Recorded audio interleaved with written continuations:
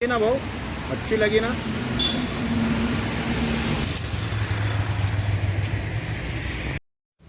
आज या ठिकाणी गेल्या अनेक दिवसापासून कामगार संघटनेचे जे काही शिष्टमंडळ आहे या ठिकाणी उपोषण करत आहेत। हे उपोषण होत असताना त्यांच्या बऱ्याच मागण्या आहेत, तरी पण व्यवस्थापकीय संचालक यांच्या दालनात ते बसत असताना यांना देखील माहीत नाही की आमचे 20 कर्मचारी, कंत्राटदार कर्मचारी या ठिकाणी बसलेले आहेत।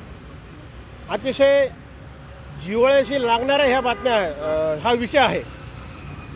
मला सांगा, परवा दिवशी कालच एक घटना घडली।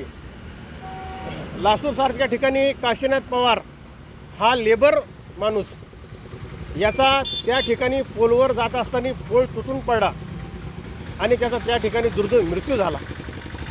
तरीही त्या ठिकाणचा जो काही अधीक्षक अभियंता असेल, त्या ठिकाणचा जो काही जेई असेल, डिप्टी असेल, यांनी त्यांच्याकडे अतिशय पाठ फिरवली। कारण हे जे काही कॉन्ट्रॅक्ट बेसवरचं जे काही काम होत आहे, हे कॉन्ट्रॅक्ट बेसवरचं काम थांबावा आणि जे काही कर्मचारी या ठिकाणी गेल्या 10, 5, 15 वर्षापासून जे काही काम करत आहेत, यांना शासनाने त्यांना रुजू करावा। हा सगळ्यात मोठा भयंकर विषय आहे।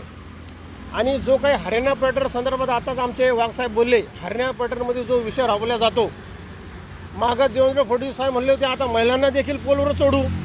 मग आता महिलांचा तर विषय लांबच राहिला हो, पण जे इथे कार्यरत आहेत त्यांच्याकडे कोणी दुर्लक्ष करत आहेत।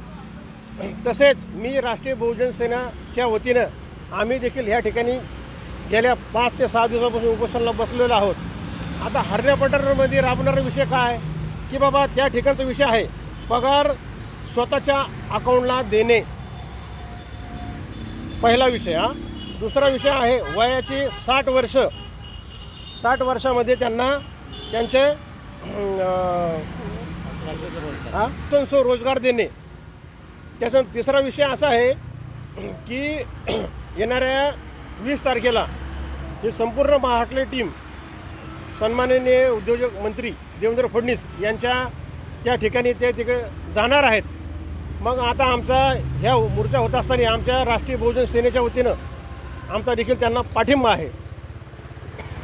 माझं नाव अनिल साळवे, राष्ट्रीय बहुजन सेना संघाचा अध्यक्ष।